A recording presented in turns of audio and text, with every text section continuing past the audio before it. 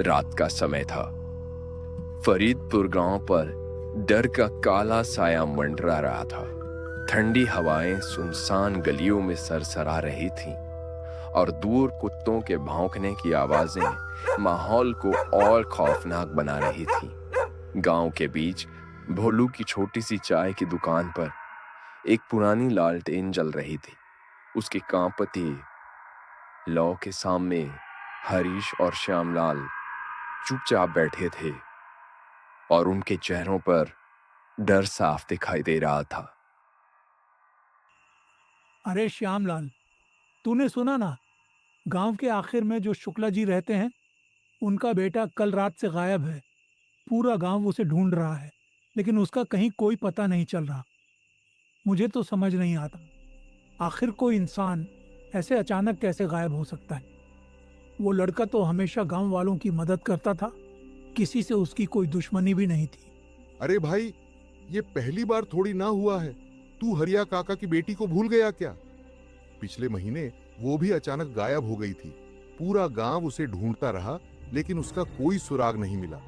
और फिर पूरे 15 दिन बाद आधी रात को वो अचानक अपने घर लौट आई। लेकिन लौटने के बाद वो पहले जैसी बिल्कुल नहीं रही। न किसी से बात करती थी, न किसी की तरफ देखती थी। बस कमरे के कोने में चुपचाप बैठी रहती थी। ऐसा लगता था जैसे उसकी आत्मा ही बदल गई हो। भाई, मैं तुझे सच बता रहा हूँ, गांव में जो कुछ भी हो रहा है ना, ये इंसानों का काम नहीं हो सकता। ये सब उसी हवेली की बुरी आत्मा का खेल है। वो आत्मा फिर से जाग चुकी है। तुझे याद है ना, सालों पहले भी इसी तरह लोग गायब हुआ करते थे, और जो लौट कर आते थे वो पहले जैसे कभी नहीं रहते थे। अरे नहीं हरीश, मुझे इन भूत प्रेत की बातों पर बिल्कुल भरोसा नहीं है। मुझे तो पूरा शक गांव के चौधरी पर है। तू जानता नहीं क्या क्या गलत धंधे करता है वो आदमी। पैसों और ताकत के दम पर हर सच दबा देता है। हो ना हो, ये सब उसी की कोई नई चाल है। लोगों को डराओ, उन्हें खामोश रखो, ताकि कोई उसके खिलाफ आवाज ना उठा सके। लेकिन भाई, अगर ये चौधरी की चाल है तो लोग ऐसे गायब कैसे हो जाते हैं? ना कोई चीख सुनाई देती है, ना कोई सबूत मिलता है।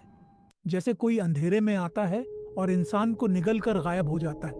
मुझे तो अब अपने घर से बाहर निकलने में भी डर लगने लगा है। इसीलिए तो गांव के करण और विजय कल शहर जा रहे हैं।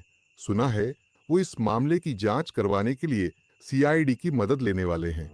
अब सच चाहे भूत का हो या इंसान का, लेकिन इस रहस्य का पर्दाफाश होना बहुत जरूरी है, वरना एक दिन पूरा गांव ही खत्म हो जाएगा। सच कहूं तो मानना पड़ेगा करण और विजय की हिम्मत को। आज पूरे गांव में कोई मुंह खोलने की हिम्मत नहीं करता, लेकिन वो दोनों अभी भी सच के पीछे खड़े हैं। अब बस यही उम्मीद है कि सीआईडी इस रहस्य को सुलझा दे, क्योंकि मुझे लग रहा है बहुत जल्द गांव में कुछ बहुत बड़ा और खतरनाक होने वाला है। पता नहीं अगला शिकार कौन होगा। दोनों की बातें जारी थीं, लेकिन उन्हें जरा भी अंदाजा नहीं था कि दुकान से थोड़ी दूर अंधेरे में खड़े पुराने पीपल के पेड़ के पीछे कोई उनकी हर बात सुन रहा था।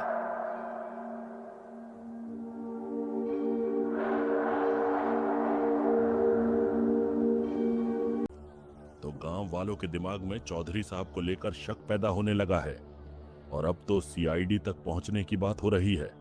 अगर सच बाहर आ गया तो बहुत बड़ी मुसीबत खड़ी हो जाएगी। नहीं, इससे पहले कि कोई राज खुले, चौधरी साहब को सब बताना पड़ेगा। इतना कहते ही तेजी से अंधेरी गलियों की तरफ बढ़ने लगा। उसके कदमों की आवाज सुनसान रात में गूंज रही थी, और उसी समय गांव के दूर आखिरी छोर पर मौजूद पुरानी हवेली की टूटी खिड़की में अचानक एक काला साया दिखाई दिया। साया बिल्कुल स्थिर खड़ा था, जैसे वो सब कुछ देख रहा हो। रात और भी गहरी हो चुकी थी। फरीदपुर गांव की सुनसान गलियों में सिर्फ ठंडी हवाओं की आवाज गूंज रही थी। आसमान में काले बादल छाए हुए थे, और बीच बीच में बिजली चमकने से पूरा माहौल डरावना दिखाई दे रहा था। विक्रम तेज कदमों से चलता हुआ सीधा गांव के सबसे बड़े मकान चौधरी साहब की हवेली के बाहर पहुंचा। हवेली के बाहर दो बड़े लालटेन जल रहे थे, जिनकी पीली रोशनी अंधेरे में अजीब सा खौफ पैदा कर रही थी। विक्रम तेजी से अंदर गया। हवेली के बड़े कमरे में चौधरी साहब कुर्सी पर बैठे हुक्का पी रहे थे। उनके चेहरे पर हमेशा की तरह घमंड और गुस्सा साफ दिखाई दे रहा था। विक्रम थोड़ा और करीब आया, फिर धीमी आवाज में बोला, चौधरी साहब, मामला अब बहुत गड़बड़ होता जा रहा है। गांव में आपको लेकर तरह तरह की बातें हो रही हैं। मुझे लगता है अगर जल्द कुछ नहीं किया गया तो सारा राज खुल जाएगा। तुम कहना क्या चाहते हो विक्रम? साफ साफ बोलो। आखिर गांव में ऐसी कौन सी बातें हो रही हैं? मैं अभी भोलू की चाय की दुकान के पास था। वहां हरीश और श्यामलाल बातें कर रहे थे। दोनों कह रहे थे कि गांव के करण और विजय लोगों के लिए हमेशा खड़े रहते हैं और अब वो दोनों शुक्ला जी के बेटे के गायब होने की जांच के लिए सीआईडी बुलाने वाले हैं। इतना सुनते ही चौधरी साहब के चेहरे का रंग उड़ गया। उनकी आंखें गुस्से से लाल हो गईं। क्या कहा तुमने? अब बात यहां तक पहुंच गई कि वो दोनों सीआईडी बुलाएंगे। नहीं, ये बिल्कुल नहीं हो सकता। अगर सीआईडी गांव में आ गई तो सब कुछ बर्बाद हो जाएगा। हम इतने दिनों से जो राज छुपाते आए हैं वो सबके सामने आ जाएगा। कमरे में कुछ पल के लिए डरावनी खामोशी छा गई। बाहर तेज हवा चलने लगी थी और खिड़कियां अपने आप हिलने लगी थी। फिर विक्रम घबराई हुई आवाज में बोला, चौधरी साहब, अब हमें क्या करना चाहिए? अगर सच्चाई सामने आ गई तो हम दोनों पकड़े जाएंगे, फिर पूरी जिंदगी जेल में सड़ना पड़ेगा। गांव वाले भी हमें जिंदा नहीं छोड़ेंगे। चौधरी साहब कुर्सी से धीरे धीरे उठे। उनके चेहरे पर अचानक एक खतरनाक मुस्कान फैल गई। वो खिड़की के पास जाकर बाहर अंधेरे की तरफ देखने लगे। अगर इन सब की जड़ करण और विजय है तो हमें उन दोनों के बारे में ही कुछ सोचना पड़ेगा। हमें ऐसा खेल खेलना होगा जिससे किसी को हम पर शक भी ना हो और रास्ते का कांटा भी हट जाए। तो अब क्या करना है चौधरी साहब? तुम ऐसा करो, कल सुबह सुबह करण और विजय को यहां बुलाओ। बाकी क्या करना है वो मैं खुद देख लूंगा। ठीक है चौधरी साहब, जैसा आप कहेंगे वैसा ही होगा। कल सुबह ही उन दोनों को यहां बुला लेंगे। अगले दिन सुबह सुबह फरीदपुर गांव में हल्की धुंध फैली हुई थी। सूरज की किरणें अभी पूरी तरह गांव तक नहीं पहुंची थी। चारों तरफ अजीब सी खामोशी थी, जैसे गांव के ऊपर अब भी किसी डर का साया मंडरा रहा हो। करण और विजय धीरे धीरे चलते हुए चौधरी साहब की महल तक पहुंचे।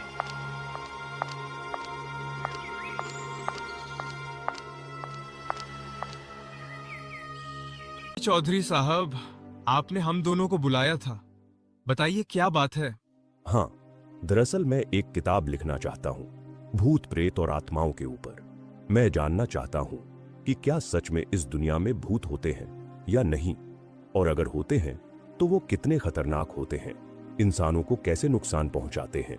लेकिन चौधरी साहब, आपको अचानक इन सब चीजों में इंटरेस्ट कब से आने लगा, और इसमें हम दोनों आपकी क्या मदद कर सकते हैं? गांव के आखिरी छोर पर जो पुरानी हवेली है ना, सुना है वहां भूत रहते हैं। लोग कहते हैं कि वही आत्माएं गांव वालों को गायब कर रही हैं। मैं चाहता हूं तुम दोनों वहां जाओ और सच्चाई का पता लगाओ। वैसे भी सुना है तुम दोनों इन सब चीजों पर विश्वास नहीं रखते और डरते भी नहीं हो। लेकिन हम दोनों आपके लिए ये काम क्यों करें? क्योंकि ये काम सिर्फ तुम दोनों ही कर सकते हो। और हां, ये काम तुम्हें मुफ्त में नहीं करना होगा। अगर तुम दोनों ये काम करोगे तो मैं तुम्हें पूरे 1 लाख रुपए दूंगा। 1 लाख रुपए सिर्फ एक रात के लिए? इतने पैसे तो हमने जिंदगी में एक साथ कभी नहीं देखे। ठीक है चौधरी साहब, अगर आप हमें 1 लाख देंगे तो हम दोनों तैयार हैं। लेकिन विजय, हमें पहले सोच तो लेना चाहिए। अरे यार करण, हर समय सिर्फ गांव वालों की भलाई के बारे में सोचना भी अच्छा नहीं होता। कभी कभी इंसान को अपने लिए भी सोचना चाहिए। पूरा 1 लाख रुपये कोई छोटी रकम नहीं होती। इन पैसों से हम बहुत सारे काम कर सकते हैं, और वैसे भी बस एक रात की ही तो बात है। हम दोनों वहां जाएंगे, देखेंगे आखिर क्या चल रहा है और वापस लौट आएंगे। ठीक है, तो बात तय रही।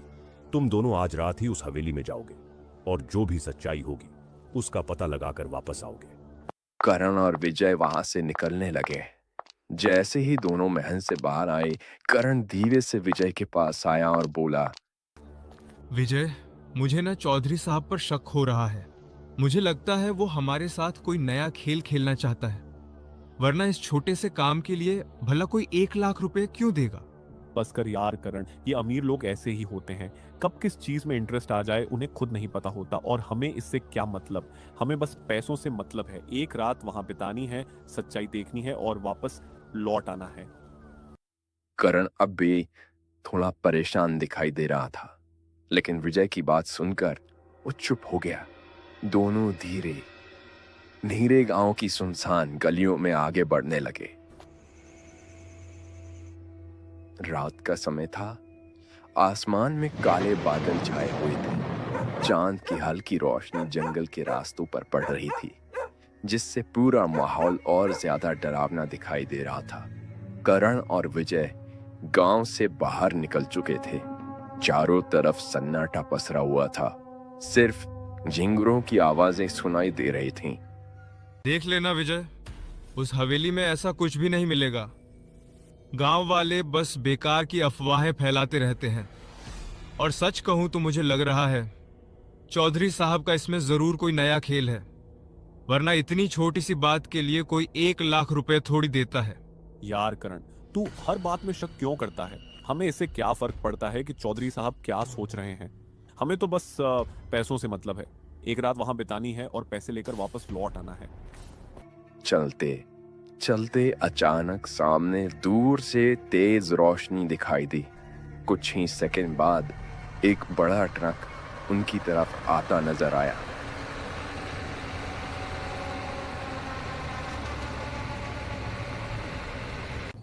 अरे, इतनी रात को इस सुनसान जंगल में ट्रक भला कौन लेकर जा रहा है? अरे, ये ट्रक तो चौधरी साहब का लग रहा है। मैंने पहले भी उनकी हवेली के बाहर ऐसा ट्रक देखा है। दोनों कुछ देर वहीं खड़े रहे। ट्रक तेजी से उनके सामने से गुजर गया। चल छोड़ ना यार, हमें इससे क्या मतलब, हमें जल्दी हवेली पहुंचना है। दोनों फिर धीरे धीरे अंधेरे जंगल के रास्ते में आगे बढ़ने लगे। रात और भी ज्यादा डरावनी हो चुकी थी।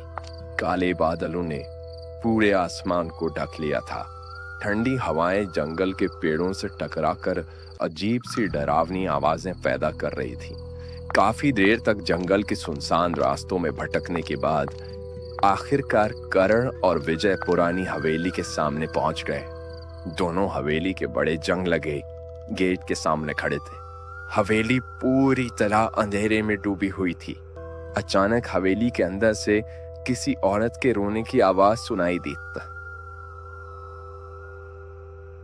करण, मुझे ये जगह बिल्कुल ठीक नहीं लग रही। चल वापस चलते हैं, पैसों के चक्कर में कहीं जान से हाथ ना धोना पड़े। अब यहाँ तक आ ही गए हैं तो सच पता करके ही जाएंगे। हो सकता है कोई हमें डराने की कोशिश कर रहा हो। इतना कहकर दोनों धीरे धीरे हवेली के अंदर घुस गए। अंदर पूरा अंधेरा था।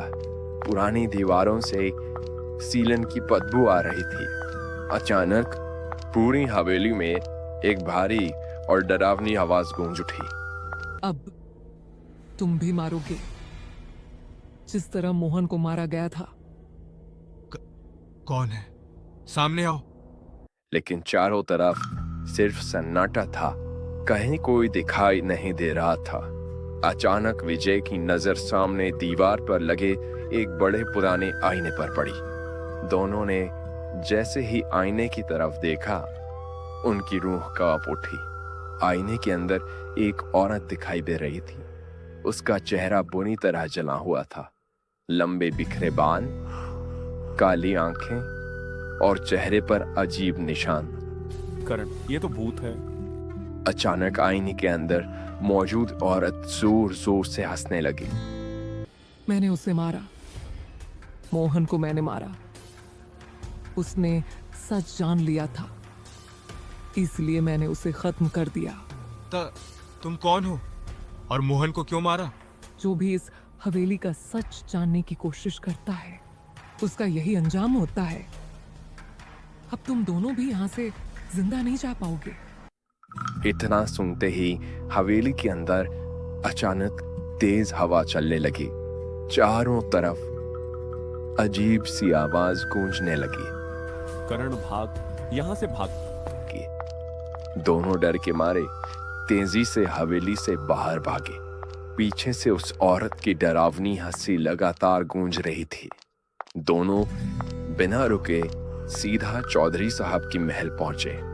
दोनों की सांसें तेज चल रही थीं। चेहरों पर डर साफ दिखाई दे रहा था। चौधरी साहब उन्हें देखकर अंदर ही अंदर मुस्कुराने लगे, लेकिन ऊपर से चिंता दिखाते हुए बोले, क्या हुआ? तुम दोनों इतने डरे हुए क्यों हो? चौधरी साहब, हवेली में सच में भूत है। हमने अपनी आंखों से देखा। उसने खुद कहा कि उसी ने मोहन को मारा है। वो औरत आईने के अंदर थी, बहुत डरावनी। हम अगर वहां 1 मिनट और रुक जाते ना तो शायद जिंदा वापस नहीं आते। मैंने पहले ही कहा था, उस हवेली में कुछ ना कुछ जरूर है। खैर, तुम दोनों ने अपना काम पूरा किया। ये रहे पूरे 1 लाख रुपए। अब इस मामले से जितना दूर रहो उतना अच्छा है। दोनों तुरंत वहां से निकल गए। हवेली के बाहर आते ही करण की नजर अचानक एक बड़े आईने पर पड़ी जो चौधरी साहब के ट्रक के सहारे रखा हुआ था। विजय, देख, ये आईना बिल्कुल वैसा ही है जैसा हमने उस हवेली में देखा था, और ये वही ट्रक भी है जो हमें जंगल में मिला था। हाँ, बात तो तेरी सही है, लेकिन छोड़ ना यार, हमें पैसे मिल गए ना। अब हमें इन सब चक्करों में नहीं पड़ना चाहिए। चल घर चलते हैं। दोनों वहां से चले गए, लेकिन जैसे ही वह नजरों से दूर हुए, चौधरी साहब महल के अंदर जोर जोर से हंसने लगे। मानना पड़ेगा चौधरी साहब, आपकी चालाकी का जवाब नहीं। दोनों को जरा सा भी शक नहीं हुआ कि हवेली का भूत असली नहीं था। डर इंसान की सोचने की ताकत छीन लेता है विक्रम। बस वही खेल मैंने खेला। आईने के पीछे छिपा कमरा, आवाज बदलने वाली मशीन और वो नकली भूत, सब कुछ पहले से तैयार था।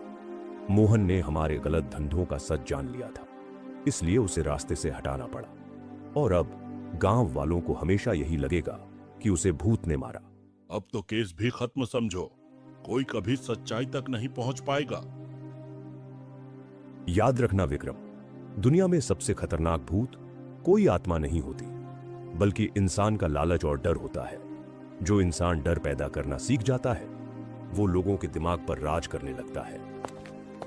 इतना कहकर चौधरी साहब खिड़की के पास जाकर खड़े हो गए।